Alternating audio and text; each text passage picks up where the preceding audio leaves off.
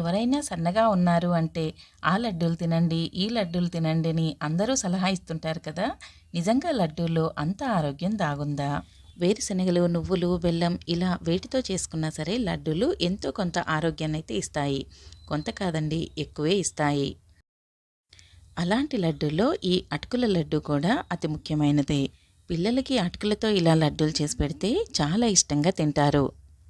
తేలిగ్గా జీర్ణం చేసుకోగలిగే అటుకుల లడ్డూని తయారు చేయడం కోసం ఇక్కడ నేను 2 టేబుల్ స్పూన్ల మోతాదులో నెయ్యిని కరిగించి తీసుకుంటున్నాను.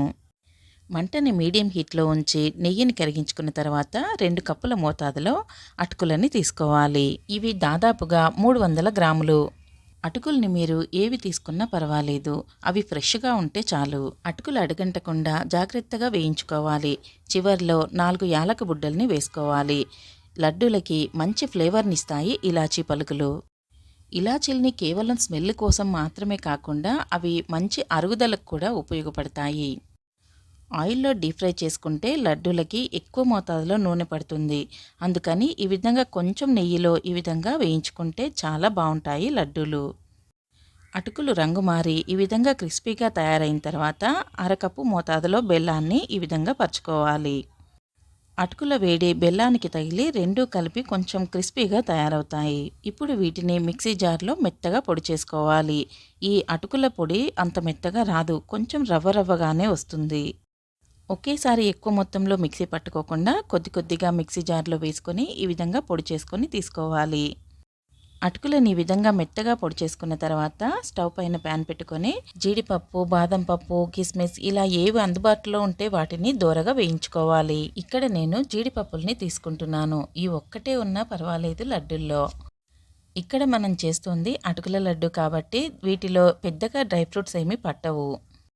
జీడిపప్పును వేయించుకొని పక్కకు తీసిన తర్వాత అదే నెయ్యిలో మరో అరకప్పు బెల్లాన్ని తీసుకొని ఈ విధంగా కరిగించుకోవాలి.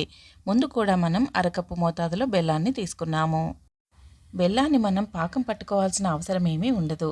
జస్ట్ బెల్లం కరిగిపోయి పచ్చివాసన పోతే చాలు. ఒక 2 నుండి 3 నిమిషాల్లోనే బెల్లం పూర్తిగా కరిగిపోయి ఈ విధంగా తయారవుతుంది. ఇప్పుడు మనం మిక్సీ పట్టి పెట్టుకున్నటువంటి అటుకుల మిశ్రమాన్ని ఇందులో వేసి బాగా కలుపుకోవాలి. ఈ రెండు కూడా ఒక 5 నిమిషాల సేపు బాగా కలిసే విధంగా అడుగంటకుండా కలుపుకుంటూ బాగా కలుపుకోవాలి. అటుకుల లడ్డూలు ఒకటి తిన్నా సరే ఇన్స్టెంట్గా మనకు శక్తిని అందిస్తాయి. ఈ లడ్డూల్ని మనం కొంచెం తిన్నా సరే కడుపు నిండిపోయిన ఫీల్ కలిగి ఎక్కువగా తినలేము. సో ఎవరైనా బరువు తగ్గాలి అనుకునే వాళ్ళకి ఈ అటుకుల లడ్డు మంచి చాయిస్. బాగా కలుపుకున్నటువంటి మిశ్రమంలో ఒక అర గ్లాస్ మోతాదులో గోరువెచ్చని నీళ్లను వేసి ఈ విధంగా బాగా కలుపుకోవాలి. ఒక 2 నిమిషాల సేపు బాగా కలుపుకున్న తర్వాత వీటిలో జీడిపప్పు కలుపుకొని మనం లడ్డూల్లా చుట్టేసుకోవడమే.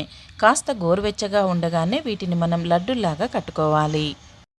పిల్లలకి అటుకుల్ని ఉప్మాలా చేసి పెట్టినా కూడా పెద్దగా ఇష్టంగా తినరు. సో అలాంటప్పుడు వాళ్ళకి ఈ విధంగా లడ్డూల్లా చేసి పెడితే చాలా ఇష్టంగా తింటారు. ఇలా తయారు చేసుకున్న లడ్డూలు బయటైతే 4 రోజులు, ఫ్రిడ్జ్లో పెట్టుకుంటే వారం రోజుల దాకా నిలువ ఉంటాయి. రెసిపీ నచ్చితే లైక్ చేయండి, సబ్స్క్రైబ్ చేయండి. Thanks for watching.